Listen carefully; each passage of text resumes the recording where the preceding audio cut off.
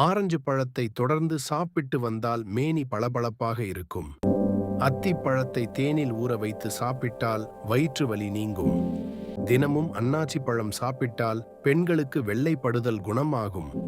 இரவு படுப்பதற்கு முன்பு சில பேரீச்சம்பழங்களை சாப்பிட்டு பால் குடித்து வந்தால் உடல் வலிமை பெறும். கோவை பழம் சாப்பிடுவதால் பல்வலி குணமாகும். பேயன் வாழைப்பழம் வெப்பத்தை குறைக்கும். மாதுளம் பழத்தை வேக வைத்து சாறு எடுத்து தேனுடன் கலந்து சாப்பிட்டால் வயிற்றுப்போக்கு குணமாகும். மாதுளம் பழம் சாப்பிட்டால் ஜலதோஷம் குணமாகும். மாம்பழம் பப்பாளி பழம் இரண்டையும் தேனில் ஊற வைத்து சாப்பிட்டால் மூல நோய் குணமாகும். எலுமிச்சம் பழம் மலச்சிக்கலை போக்கும். கமலா பழம் உடல் உஷ்ணத்தை தணித்து பித்த கோளாறுகளை நீக்கும். மாம்பழம் சாப்பிடுவதால் இரத்த அழுத்தம் சீராகும். திராட்சை பழம் சாப்பிட்டு வந்தால் ஈரல் நோய் குணமாகும். செவ்வாழை பழம் கல்லீரல் வீக்கத்தையும் சிறுநீர் பிரச்சனைகளையும் குணமாக்கும். பச்சை வாழைப்பழம் குளிர்ச்சியை கொடுக்கும். தினமும் பப்பாளி பழம் சாப்பிட்டு வந்தால் செரிக்கும் திறன் பெருகும். ரஸ்தாளி பழம் கண்ணிற்கும் உடல் வலிமைக்கும் நல்லது. மாதுளம்பழச் சாற்றில் பால் சேர்த்து சாப்பிட இரும்பு சத்து கிடைக்கும். தினந்தோறும் அத்திப்பழம் சாப்பிட்டு வந்தால் நரம்பு தளர்ச்சி குணமாகும். தினமும் பகலில் சப்போட்டா பழம் சாப்பிட்டால் இரவில் நன்கு தூக்கம் வரும்.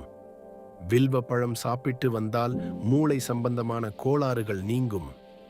மறதி நோய் தீரும். இலந்தை பழத்தை மிக்சியில் அரைத்து கருப்பட்டி சேர்த்து பருகி வந்தால் மூளை பதற்றம் ஏற்படாது.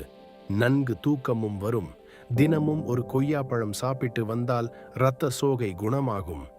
தர்பூசணி பழச்சதையை மிக்சியில் போட்டு அடித்து சிறிதளவு பால், இனிப்பு, ஏலக்காய் ஆகியவைகளையும் சேர்த்து அடித்து தேவையான ஐஸ் துண்டுகளையும் போட்டு சாப்பிட உடல் குளிர்ச்சி பெறும். தர்பூசணி பழச்சதையை முகத்தில் பூசி சிறிது நேரம் கழித்து முகத்தினை அலம்பினால் முகம் பளிச்சென்றிருக்கும். பீச் பழம் சாப்பிட்டால் குடல் சுத்தமடையும். வயிற்றில் சதை போடாது. அவகாடோ பழம் சாப்பிட்டால் கெட்ட கொழுப்பு குறையும். ஹார்மோன் உற்பத்தி அதிகரிக்கும். கருப்பு பெர்ரி பழம் சாப்பிட்டால் சக்தி கிடைக்கும். செரிமான பிரச்சனைகள் தீரும். ஸ்ட்ராபெர்ரி பழம் சாப்பிடுவதால் வளர்ச்சிதை மாற்றம் அதிகரிக்கும். உடல் எடை குறையும். சேதமடைந்த திசுக்கள் சரியாகும்.